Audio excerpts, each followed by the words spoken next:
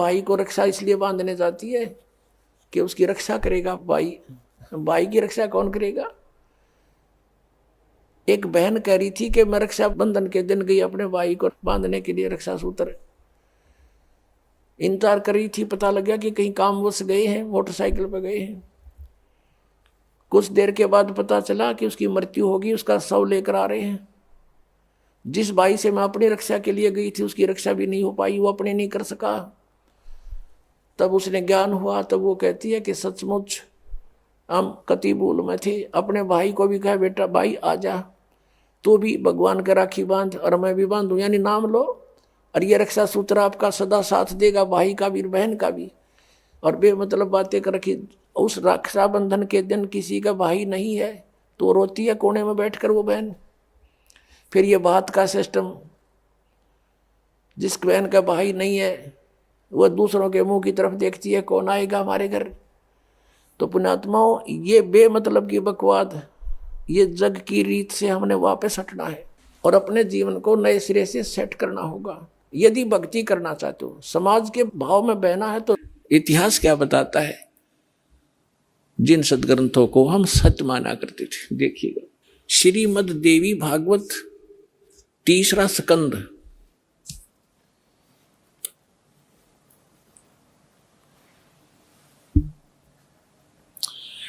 ये गीता प्रेस गोरखपुर से प्रकाशित है। ये देखिएगा,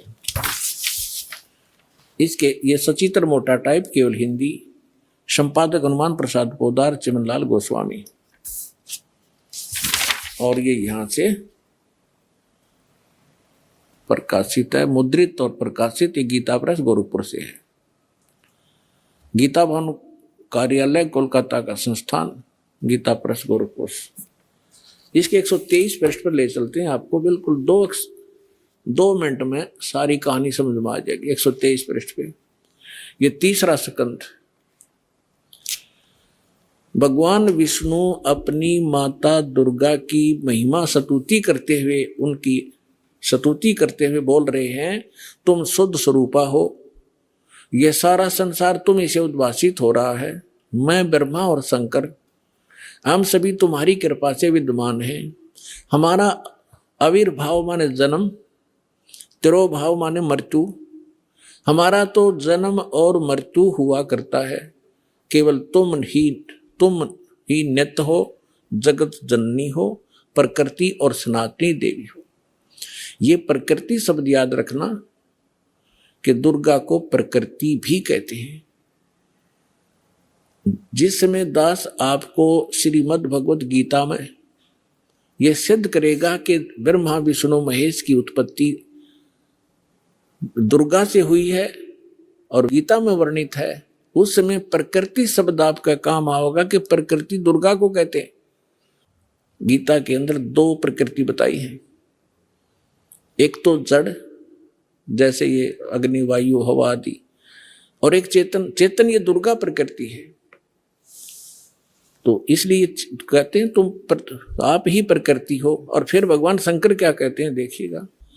भगवान शंकर बोले, देवी यदि महाभाग विष्णु तुम्ही से प्रकट हुए हैं, उनके बाद उत्पन्न होने वाले ब्रह्मा भी तुम्हारे बालक हुए, फिर मैं तमोगुणी लीला करने वाला, क्या मैं तमोगुणी लीला करने वाला शंकर क्या तुम्हारी संतान नहीं हुआ? अर्थात मुझे भी उत्पन्न करने वाली तुम ही हो शिवे। संपूर्ण संसार की सृष्टि करने में तुम बड़ी चतुर हो। इस संसार की सृष्टि, स्थिति और संहार में तुम्हारे गुण सदा समर्थ हैं। उन्हीं तीनों गुणों से उत्पन्न हम ब्रह्मा विष्णु एवं शंकर नियमानुसार कार्य में तत्पर रहते हैं। अपनात्माओं, इस पवित्र पुराण के चंद पंक्तियों ने 4-5 कंसेप्ट क्लियर कर दिए। नंबर 1, ब्रह्मा विष्णु महेश की जन्म मृत्यु होती है, ये अविनाशी नहीं है। दूसरा ये कर दिया कि दुर्गा प्रकृति को कहते हैं। तीसरा ये हो गया कि प्रकृति दुर्गा इनकी मां है। और चौथा ये हो गया कि रजगुण ब्रह्मा है, सतगुण विष्णु, तमगुण शिव जी।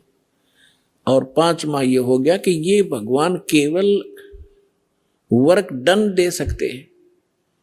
जैसा जिसका कर्म है इसमें ये कोई परिवर्तन नहीं कर सकते, ये इससे सिद्ध होगा। तथा देवताओं की भक्ति गीता जी में मना की गई है।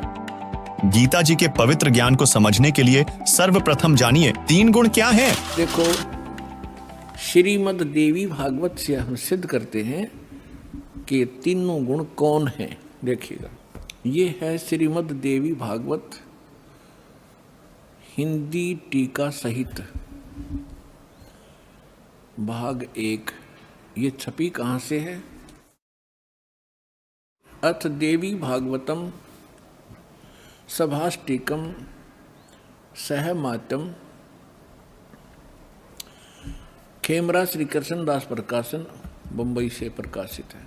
इसके तीसरे स्कंद में ले चलते हैं आपको। ये है अथ श्रीमद् देवी भागवते भाषा टीका युक्ते तृतीय स्कंध प्रारंभते।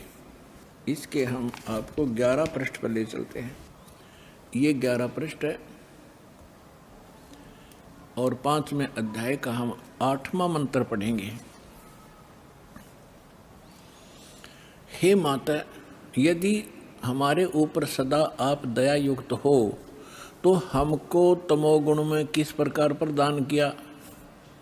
शंकर भगवान कह रहे हैं। और ब्रह्मा रजोगुण और हरि सतगुण युक्त क्यों किए? अब क्या बता रहे हैं, फिर हम संस्कार देखेंगे।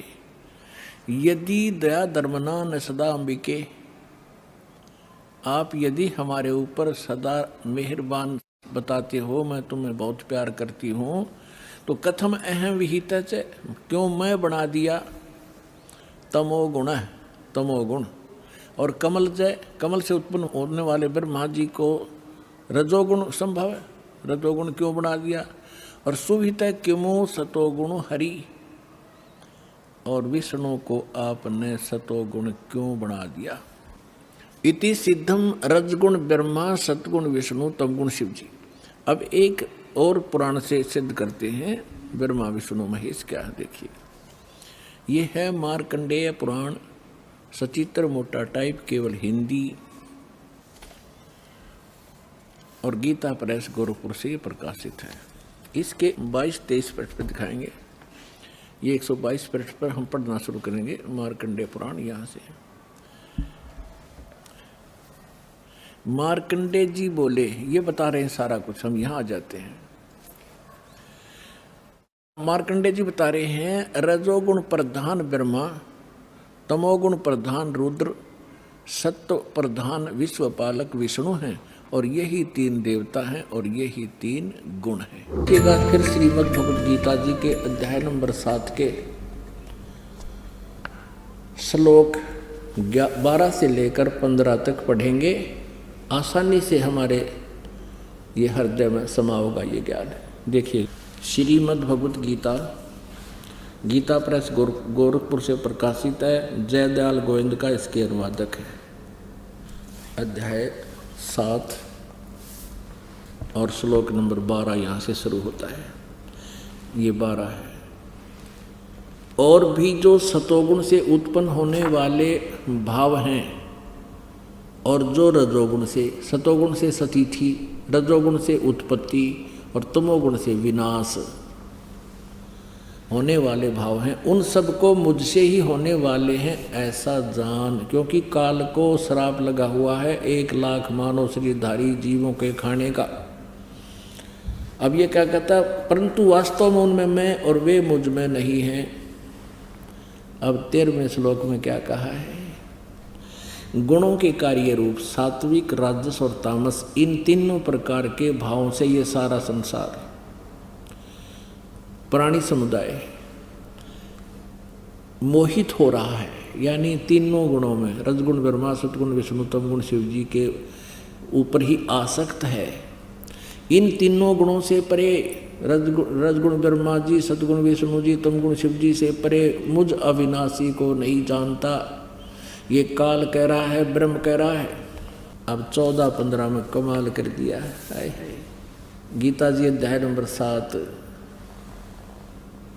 और 14 श्लोक में क्या कहा है? क्योंकि यह अलौकिक अर्थात अति अद्भुत त्रिगुणमयी मेरी माया, रजगुण ब्रह्मा, सतगुण विष्णु, तमगुण शिव जी के द्वारा फैलाया गया जाल, ये बड़ी दुस्तर है, ये बड़ी खतरनाक है। जो पुरुष मुझको ही निरंतर भजते हैं, केवल मुझको ही भजते हैं, वे इस माया को तरंती तर जाते हैं, यानी इनसे ऊपर उठ जाते हैं। फिर वो इनकी भक्ति नहीं करते। ब्रह्मा विष्णु महेश की गीता ज्ञानदाता ब्रह्म कह रहा है, काल कह रहा है, मेरी भक्ति करते हैं। अब यहाँ बताते हैं वो इनसे ऊपर उठ जाते हैं, जो मुझे भजते हैं, इनसे अच्छा लाभ मिलता है। अब 15वें में कमाल कर दिया गीता ज्ञानदाता ने। इस माया के द्वारा, यानी रजगुण ब्रह्मा, सतगुण विष्णु, तमगुण शिव जी तक जिनकी बुद्धि सेट होगी, इससे आगे कोई सुनने को तैयार नहीं है। इन्हीं से जो लाभ मिल रहा है उसी में ये आरूढ़ हैं। तो कहते हैं जिनका ज्ञान हरा जा चुका है, रजगुण ब्रह्मा विष्णु महेश तक की ही जो सीमित हैं, इन्हीं पर आसक्त हैं, जिनका ज्ञान इनके द्वारा हरा जा चुका है। रजगुण ब्रह्मा, सतगुण विष्णु, तमगुण शिव जी के जो पुजारी हैं, उनके विषय में कहा है, वो असुर स्वभाव को धारण किए हुए मनुष्यों में नीच और दूषित कर्म करने वाले मूर्ख मूढ़ लोग मुझको नहीं भजते। अब फिर पढ़िए, माया के द्वारा रजगुण ब्रह्मा, सतगुण विष्णु, तमगुण शिव जी के द्वारा जिनका ज्ञान हरा जा चुका है, जो इनसे आगे किसी की भक्ति करना नहीं चाहते, इन्हीं की जो भक्ति करते हैं, असुर स्वभाव को धारण किए हुए मनुष्यों में नीच और दूषित कर्म करने वाले मूढ़ लोग मुझको नहीं भजते। अपने आत्मा इस पवित्र सदग्रंथ में कितना निर्णायक ज्ञान दिया है श्रीमद् भगवद गीता जी के अध्याय नंबर 7 के 12 से लेकर 15 श्लोक में। अब 15वें श्लोक में स्पष्ट कर दिया है कि तीनों गुण रूपी, यानी इस त्रिगुणमयी माया द्वारा जिनका ज्ञान हरा जा चुका है, जो इन्हीं की पूजा में आसक्त हैं, इन्हीं से मिलने वाले क्षणिक लाभ में ये संतुष्ट हैं, किसी और की बात रिकॉर्ड है, उसमें परमात्मा की महिमा लिखी है। और ये खुद मानते हैं कि जो वेद में लिखा है वो हमें स्वीकार्य है, वेद सत्य है। यदि वेद सत्य है तो फिर सत्यार्थ प्रकाश की है, ये तो झूठार्थ प्रकाश है। अब दिखाते हैं आपने वेद में क्या लिखा है।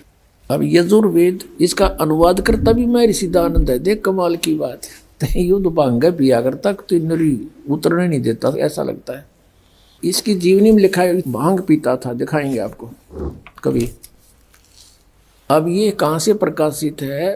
प्रकाशक है सार्वदेशी कार्य प्रतिनिधि सभा 2/5 महर्षि दानंद भवन, रामलीला मैदान, नई दिल्ली से। महर्षि दानंद सरस्वती द्वारा इसका अनुवाद किया गया। मुद्रक है prince offset printers, 1510, Pataudi house, Daryaganj, Nai Delhi से। 241 पृष्ठ पे है। 8वां अध्याय यजुर्वेद भाषा भाष्य, ये 13वां मंत्र है। 13वां, इसमें क्या लिखा है?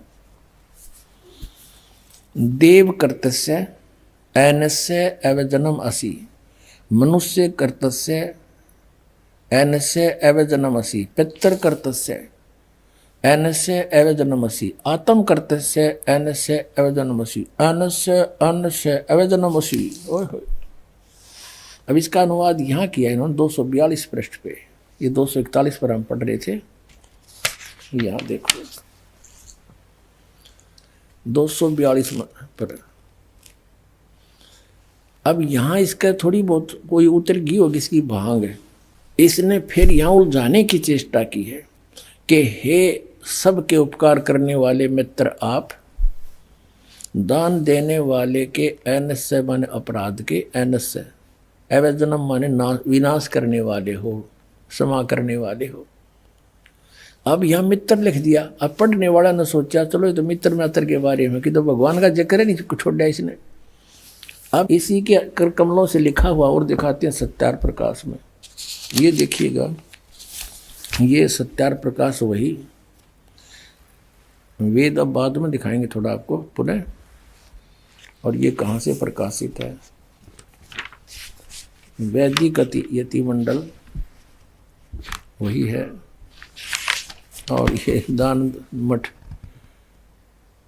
गोहाना मार्ग से प्रिंटेड है, आचार्य प्रिंटिंग प्रेस रोहतक से, दान मठ गोहाना मार्ग रोहतक से। इसके प्रथम समोल्लास में और पृष्ठ नंबर 18 पे ये नीचे क्या कहता है कि जो सबसे स्नेह करे, सबको प्रीति करने योग्य है, वह परमेश्वर सबका सच्चा मित्र है। इससे परमेश्वर का नाम मित्र है। तो वहाँ मित्र की जगह हम परमेश्वर कहेंगे।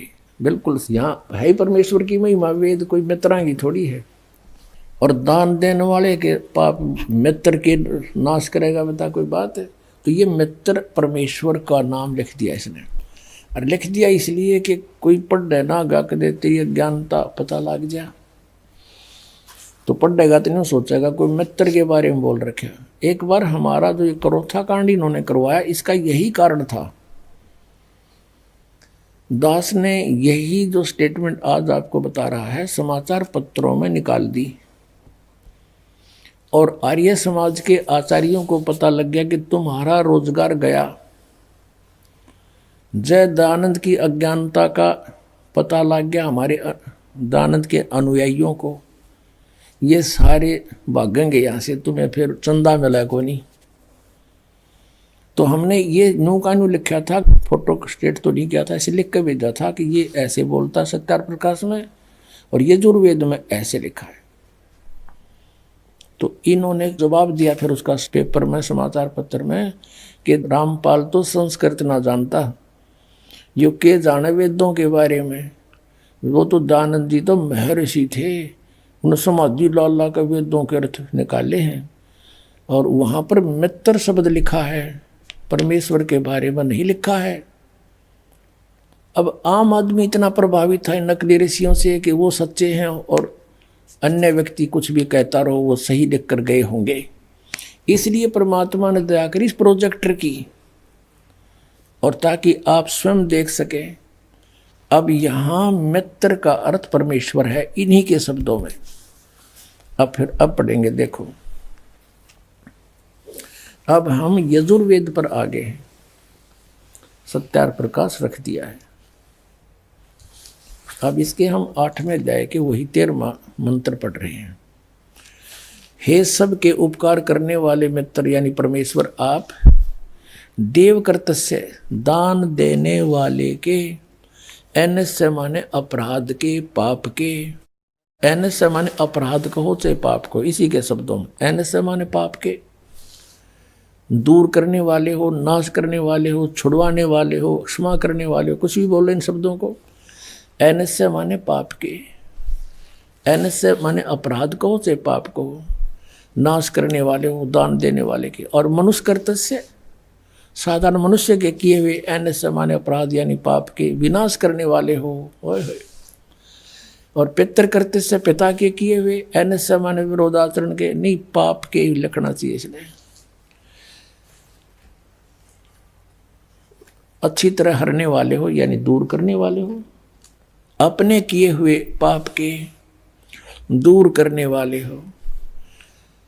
एनस्य अधर्म के अधर्म यानी पाप के पाप, घोर पाप के नाश करने हारे हो।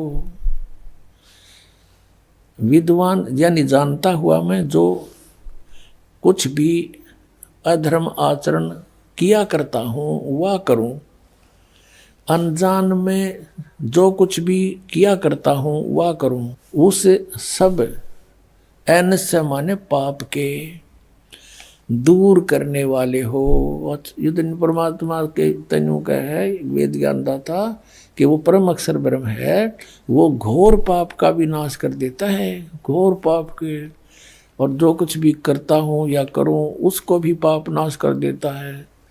और ये कहते हैं पाप नाश भगवान नहीं कर सकता। तो अब क्या सिद्ध हुआ कि वेद ज्ञान सच्चा है, इसको सभी मानते, और वेदों में परमात्मा की महिमा है, परमात्मा की जो गुण लिखे हैं वेदों में, और इसके विपरीत जिसका अपना अनुभव कुछ भी है वह वेद विरुद्ध है, वो झूठा है। तो सत्यार्थ प्रकाश ये झूठार्थ प्रकाश सिद्ध हो गया, इति सिद्ध। और परमात्मा की महिमा गुणों में लिखा है कि परमात्मा हमारी आयु बढ़ा सकता है, हमारे जीवन में आने वाले संकटों का नाश कर सकता है।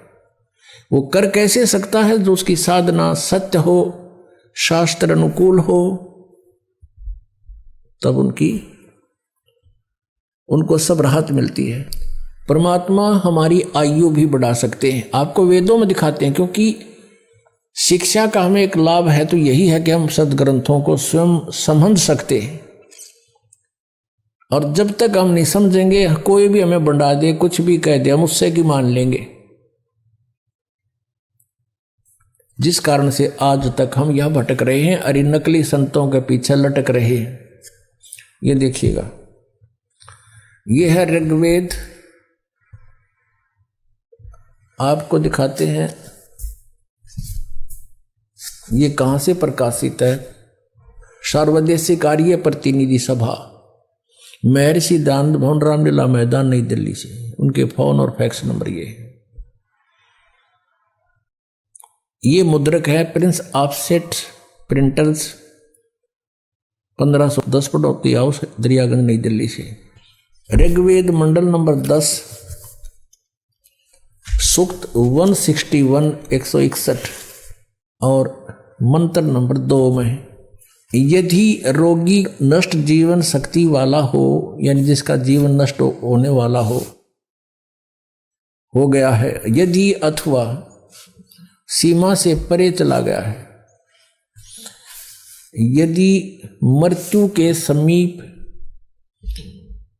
पहुंच गया ही है, तो भी उस रोगी को, ये देखिए ना, दानंद के भक्ता ने, मैं वैद लिख दिया यहाँ पर, क्योंकि दानंद ये मानता था भगवान कुछ नहीं कर सकता, ना रोग काट सकता, ना उम्र बढ़ा सकता, इसलिए यहां लिख दिया मैं वैद। कष्टप्रद रोग के पंजे से छुड़वा लाता हूं और 100 शरद ऋतुओं तक जीने, यानी 100 वर्ष तक के लिए इसको बलयुक्त करता हूं। अब यहां जो इन्होंने जानबूझ कर बकवाद करी, इस मूल पाठ में इसमें वेद का जिक्र नहीं, क्योंकि वेद कोई मेडिसिन की बुक नहीं है, ये भगवान की जानकारी महिमा है इसके अंदर। अब यहां तो ये न लिख दिया, फिर परमात्मा कहते हैं चोर चोरावे तुंबड़ी, वो गाड्डे पानी में, वो गाड्डे हुआ ऊपर आओ ना, सच्चाई छानी ना है। लेकिन कहीं ना कहीं परमात्मा ने इनकी आंखें बंद कर ही दी, जहां इन्होंने सच्चाई लिख दी, ना चाहते हुए भी लिख दी। भगवान ने लिखवा दिए तो क्या लिखे थे, ये देखना। ऋग्वेद मंडल नंबर 9, सूक्त 80 और मंत्र नंबर इसका भी 2। हे परमात्मन, आप उपासकों की आयु के बढ़ाने वाले हैं। या भूल गए वैद लिखना। देखा परमात्मा के चोर चोरावे तुमड़ी गाड्डा पानी में, वो गाड्डा हुआ ऊपर आओ ना, सच्चाई छानी ना। और दिखाता हूं इन्हीं के अनुवाद में, ये देखिएगा। एक और दिखाते हैं इन्हीं परमात्मा। देखो ये दास अगर आपको अनुवाद करके या बताओ वैसे तो नहीं जच्चे, क्योंकि ये आपका तो यकीन हो जा, पर ये होड़ ना दें, ये कहकर आपको भ्रमित कर देते कि रामपाल को संस्कृत ना आती, ये वेदों के अनुवाद करेगा। और यही हमारे भगवान कबीर साहब के बारे में इन्हें टांग अड़ाई थी कि कबीर अशिक्षित है, अक्षर ज्ञान नहीं, ये संस्कृत का मामला, ये सदग्रंथों को समझना इस जुलाहे के बस का कहां, ये झूठ बोलता है। और परमात्मा सारी सच्ची कहा करते थे। 600 वर्ष पहले ये बात बताया करते, तो दास आपको सदग्रंथों से रूबरू करा रहा है, और उन्हीं से आज परमात्मा ने अनुवाद करवा रखे हैं। इन्हीं के अनुवाद में परमात्मा ने दया बख्शवा दी। नान्यो कौन कवे मैं काल हूं, और वो भगवान कोई और है। गीता में सारे रेफरेंस दे दिए। मालिक ने कहा दिया, उसने पता ही नहीं मकद के बोल गया, और सच्चाई बुलवा दी दाता ने उस ब्रह्म काल तक कि वो परमात्मा तो कोई और है और मैं तो काल हूं, सबको खाने आया हूं। जब तो उसने अंडी पाक के कही थी कि यहाँ कोई मैंने टोकड़ियाँ नहीं कि मैं कह दूं, और कह दी सच्ची, अब हमारा काम आ गई। अब देखो ये ऋग्वेद है, इसका द्वितीय भाग है। ये लंबी बड़ी जल्द में है। ये प्रकाशक हैं पंडिता राकेश रानी, और ये कहाँ से छपा है? प्रधान कार्यालय वेद मंदिर महात्मा वेद भिक्षु सेवा आश्रम लेखराम नगर इब्राहिमपुर मुखबेलपुर दिल्ली, दूरभाष इतना दान संस्थान। और ये है इसका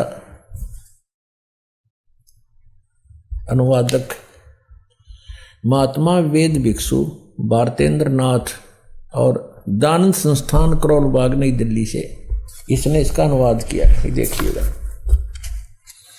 ये है ऋग्वेद मंडल नंबर 10 सूक्त 161,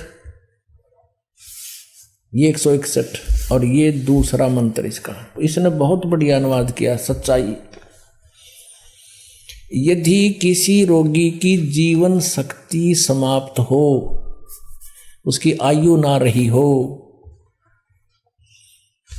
यदि वह सीमा से परे हो गया है, यदि वह मृत्यु के सन्निकट चला गया है, तो भी उसे मैं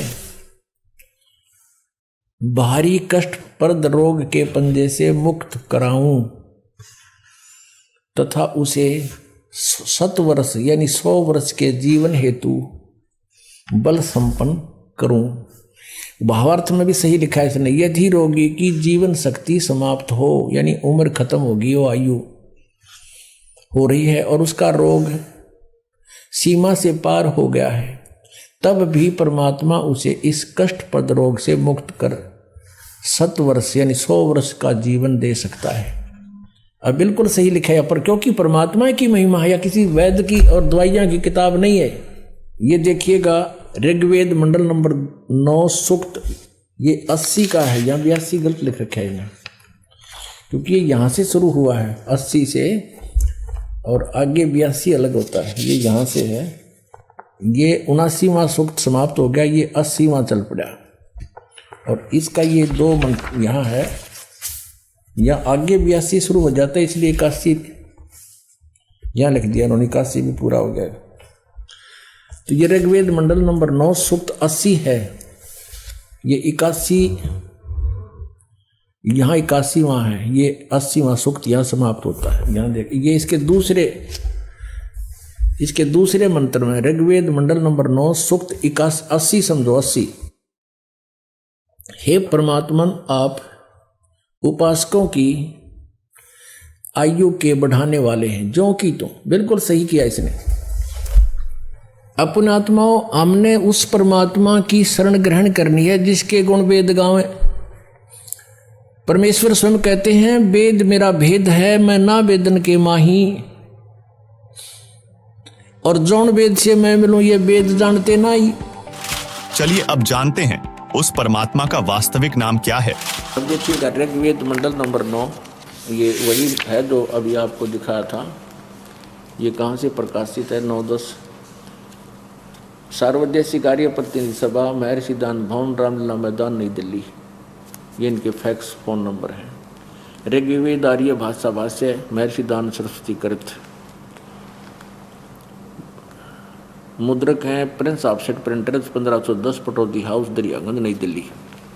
ऋग्वेद मंडल नंबर 9 और सूक्त नंबर 86 का मंत्र नंबर 26 देखो।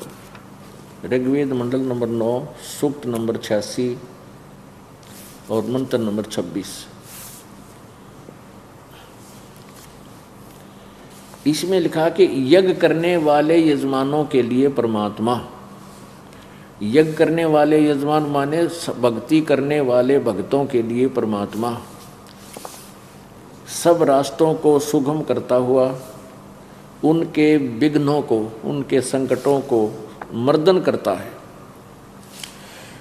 उनको पवित्र करता हुआ और अपने रूप को सरल करता हुआ, अपने रूप को, ओह इसे सीधा परमात्मा साकार है, अपने इस रूप को सरल करता हुआ हल्का तेज पुंज का बना करके वह कांति में परमात्मा सर्वज्ञ, या कवि का अर्थ इन्होंने सर्वज्ञ लिख दिया। कवि कोई भी सर्वज्ञ नहीं होता। यहाँ लिखा है जो कबीर अतो, हम इसको लिख देते हैं कबीर देव। कबीर देव, वो कबीर देव विद्युत के समान क्रीड़ा करता हुआ, यानी बिजली की तरह चल कर आता है। शीघ्र पहुँचूंगा क्षण एक में अपने जन के काज, सुख संवेद में लिखा है। विद्युत के समान क्रीड़ा करता हुआ वर्णीय पुरुषों को प्राप्त होता है, यानी श्रेष्ठ आत्माओं को प्राप्त होता है, अच्छी आत्माओं को मिलता है जो दृढ़ भक्त होते हैं। आगे देखना, वे प्रेम की सैकड़ों धाराएं, इस 27 में वे प्रेम की वे सैकड़ों धाराएं जो नाना रूप में सतिथि को लाभ कर रही हैं, वे परमात्मा को प्राप्त होती हैं। ये अर्थ कुछ और बनता है, फिर भी आगे तेज पुंज परमात्मा को, प्रकाश पुंज परमात्मा को। प्रकाश पुंज माने प्रकाश का समूह, तो निराकार क्यों करो या भाई, प्रकाश पुंज परमात्मा को बुद्धि वृत्तियां विषय करती हैं। जो परमात्मा ध्रुवलोक के, यानी ऊपर तेजों में लोक सतलोक के तीसरे पृष्ठ पर विराजमान है, जो तीसरे लोक पर रहता है। ये देख लो, ये निराकार बताया करते हैं सत्यार्थ प्रकाश समोल्लास नंबर 7 में महर्षि दानंद जी ने लिखा है कि परमात्मा निराकार है और वेद कह रहे हैं वो साकार है। तो इससे सिद्ध है कि महर्षि दानंद जी को वेद ज्ञान कैख भी नहीं था। और यहाँ अनुवाद वेदों में जो स्पष्ट लिखा है कि वो परमात्मा ध्रुवलोक के तीसरे स्थान में, यानी सतलोक के ऊपरले हिस्से में वहाँ बैठा है, वहाँ रहता है, विराजमान है, एक देशीय है, और वहाँ से चलकर फिर परमात्मा यहाँ आता है। उसका उद्देश्य क्या है आने का, ये देखिएगा, ऋग्वेद मंडल नंबर 9 सूक्त नंबर 82 और मंत्र नंबर 1, ये यहाँ से शुरू होता है 82। इसका प्रथम मंत्र ये है,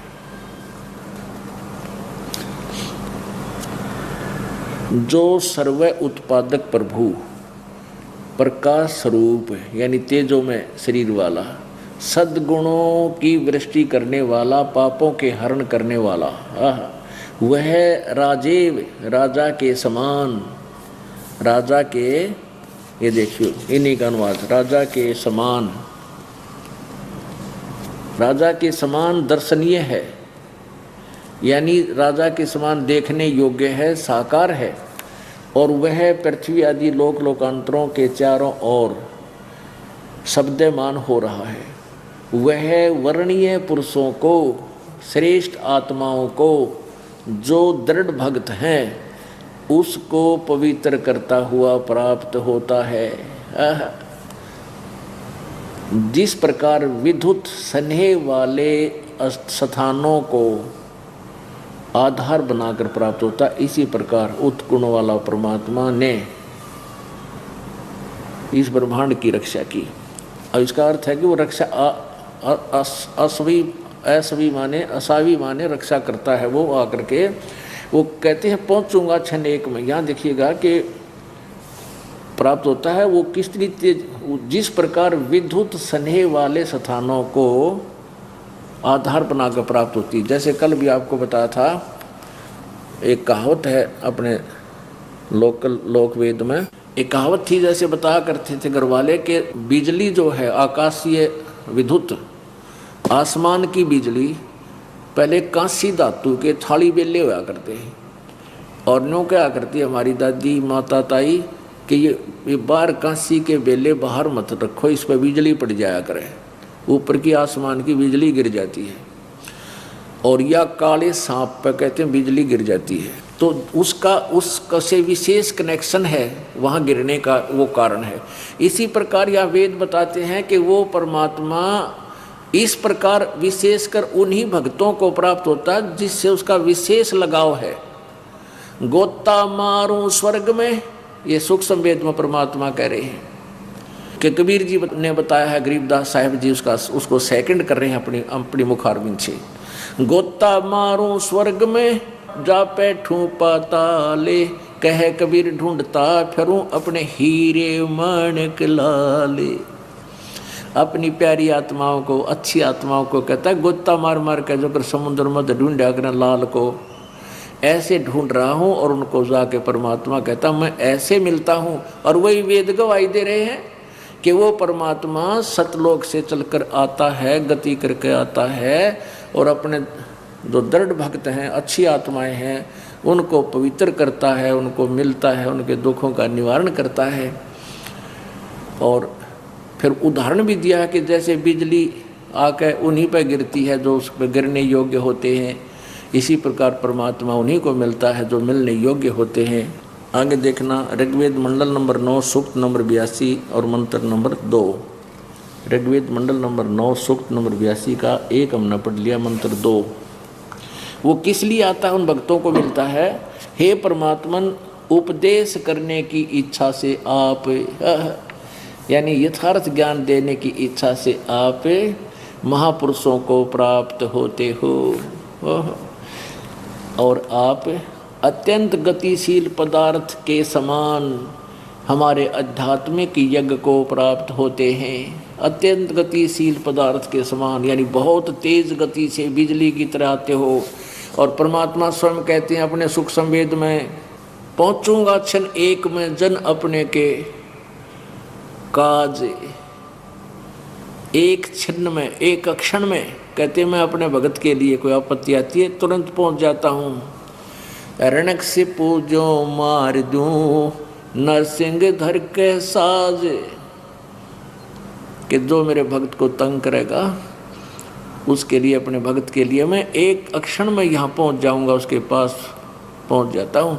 तो वही वेद बता रहे हैं कि वो परमात्मा अति गतिशील पदार्थ की तरह, जैसे बिजली की तरह, बिजली जैसी गति से भी तेज गति से वो यहाँ पहुँच जाता है, अपने यज्ञों में पहुँच जाता है। पुण्यात्माओं, जहाँ ऐसे शुभ समागम होते हैं वहाँ परमात्मा उपस्थित रहते हैं। हम उनको देख नहीं सकते, वो अलग बात है, क्योंकि हमारी वो दिव्य दृष्टि नहीं है। तो नहीं तो यो काली सा उपद्रव करवा दे, बोर्ड के सत्संग का नाम भी ना ले प्राणी। और जो नकली संत हैं, नकूड़ा चाहे देश चला जाओ और चाहे रोज मरे जाओ, कुछ भी हो जाओ, कोई आपत्ति नहीं किसी का। और यहाँ परमात्मा आप देख रहे हो, परमात्मा कितने 10-20 वर्षों से, 10-15 वर्षों से दास घर घर जा कहाँ का सत्संग कर रहा है, और परमात्मा की रजा से ये चल रहे हैं। तो यहाँ वेद भी गवाही दे रहे हैं कि जहाँ पर उस परमात्मा का विशेष अनुष्ठान होते हैं वहाँ वो बहुत शीघ्र गति से वहाँ पर पहुँच जाते हैं, वहाँ पर विद्यमान रहते हैं। वो किस उद्देश्य से आते हैं परमात्मा के? उपदेश देने के उद्देश्य से, करने के, ज्ञान देने के उद्देश्य से सतलोक से चल कर आते हैं। ये देखिएगा 3 नंबर, ऋग्वेद मंडल नंबर 9 सूक्त नंबर 82, मंडल नंबर 9 सूक्त नंबर 82 और मंत्र नंबर 3। पवित्र युगों में रक्षा से आप प्राप्त होते हैं। पवित्र युगों में रक्षा से, रक्षा के लिए, यानी वहाँ सबको का जो सबको व्यवस्थित करने के लिए, सुरक्षित रखने के लिए आप प्राप्त होते हैं। और पृथ्वी आदि लोकांतरों में गति करते हुए, यानी वहाँ से चलकर आप, सर्वव्यापक नहीं है, आप माने आप स्वयं गतिशील होकर, यानी वहाँ से चलकर यहाँ विराजमान होते हो। आगे देखना, ऋग्वेद मंडल नंबर 9 सूक्त नंबर 20 में और मंत्र नंबर 1। ऋग्वेद मंडल नंबर 9 सूक्त नंबर 20 मंत्र नंबर 1। वह परमात्मा, इन्होंने लिख दिया कबीर देव को, यो कबीर देव है, इसको भिन्न भिन्न कर दिया। कबीर का तो कवि लिख दिया, और देव को पता नहीं कहाँ लिखा जाएगा ना, देव वितय ये लिखना था, कबीर देव वितय अयो यहाँ लिखना था। वह परमात्मा कबीर देव, कबीर साहब है, और सबका रक्षक है और विद्वानों की तृप्ति के लिए ज्ञान को देता है। कति स्पष्ट कर रखा वेदों ने तो कि वो कबीर देव है। ये कबीर देव माने कबीर परमेश्वर, कबीर साहब। कबीर, हम उसको कबीर साहब कहने लगे, वेद उसको कबीर देव बोलते हैं। वह परमात्मा कबीर देव है, ये लिखना था यहाँ पर, जो कबीर देव यहाँ लिख देना था। और सबका रक्षक है। वितय माने विद्वानों की तृप्ति के लिए ज्ञान देता है, तृप्ति के लिए ज्ञान देता है। और सहनशील है, संपूर्ण दुष्टों को संग्रामों में तिरस्कृत करता है। अब विद्वानों के संग्राम कौन सा होता है? ज्ञान का, यानी ज्ञान के वाद विवाद में परमात्मा सबको फेल कर देता, उसके ज्ञान के सामने कोई टिक नहीं सकता। और ज्ञान सब ज्ञानड़ी, कबीर ज्ञान सो ज्ञानी, जैसे गोला तोब में देखो उस ज्ञान को, उस तत्व ज्ञान को। अब कौन से ज्ञान को? जो गीता अध्याय नंबर 4 मंत्र 33 में कहा है, 32 में कहा है कि वो पूर्ण परमात्मा के मुख से उच्चारित जो अमृत वाणी है, अर्थात वो तत्व ज्ञान है, उसमें सब प्रकार का भिन्न भिन्न प्रकार से सब ज्ञान कहा है। और फिर 33 में ये कहा कि उस द्रव्य ज्ञान से, यानी देखम देखा बगैर ज्ञान के कित दान करते धर्मादि द्रव्य देते, धन देने से ये ज्ञान यज्ञ श्रेष्ठ है। तो ज्ञान समझ। तो अब 34 में कहा कि उस ज्ञान को जो गीता अध्याय नंबर 4 के 32 में आपको बताया है कि परमात्मा के मुख्य ज्ञान में और उन्हीं के मुखारविंद से उच्चारण हुआ जो ज्ञान है, उस ज्ञान को तू तत्वदर्शी संतों के पास जाकर सुन। क्योंकि अपना ज्ञान तो गीता में दे ही रहा है। गीता ज्ञान दाता जो उसको ज्ञान है जो बताना चाहता, वो तो गीता में उसने वर्णन कर ही दिया। अब कहा कि उस तत्व ज्ञान को जिसमें संपूर्ण विस्तृत ज्ञान दिया हुआ है, उस तत्व ज्ञान को किसी तत्वदर्शी संतों के पास जा। अब देखो गीता अध्याय नंबर 4 के और ये 34 मंत्र में, तो उस ज्ञान को, कौन से ज्ञान को? जो गीता अध्याय नंबर 4 के और 32 में वर्णन है किया है, उस ज्ञान को तू तत्वदर्शी संतों के पास जाकर समझ। उस ज्ञान को तू तत्वदर्शी ज्ञानियों के पास जाकर समझ। उनको भली भांति दंडवत प्रणाम करने से, उनकी सेवा करने से और कपट छोड़कर सरलता पूर्वक प्रश्न करने से वे परमात्म तत्व को, तत्वदर्शिनी व तत्वदर्शी संत, ज्ञान को जानने वाले ज्ञानी महात्मा तुझे तत्व ज्ञान का उपदेश करेंगे। अब उसकी पहचान भी बताता है कि वो तत्वदर्शी संत होगा कैसा। श्रीमद् भगवत गीता अध्याय नंबर 15 के श्लोक नंबर 1 में तत्वदर्शी संत की पहचान बताई है। क्या बताया है कि ये एक संसार रूपी उल्टा लटका हुआ वृक्ष समझो, पूरा विश्व सब ब्रह्मांडों समेत, और जिसकी ऊपर को जड़ है, नीचे को तीनों गुण रूपी शाखा है। श्रीमद् भगवत गीता अध्याय नंबर 15 के श्लोक नंबर 1 से लेकर 4 में ये स्पष्ट किया है। इस उल्टे लटके हुए संसार रूपी वृक्ष की जानकारी दी है।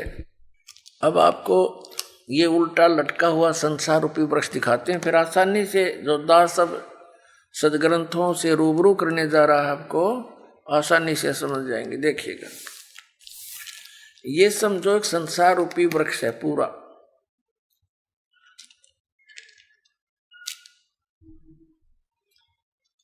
ऊर्ध्व मूलम अधः शाखम। देखिए श्रीमद् भगवत गीता अध्याय नंबर 15 का ये पंचदशो अध्याय यानी 15वां अध्याय है। 15वां अध्याय है, ये इसका प्रथम श्लोक है। इसमें कहा कि ऊर्ध्व मूलम अधः शाखम अश्वत्थम प्राहु अव्यम छंदासी यस्य पर्णानि ये तम वेद स वेदवित।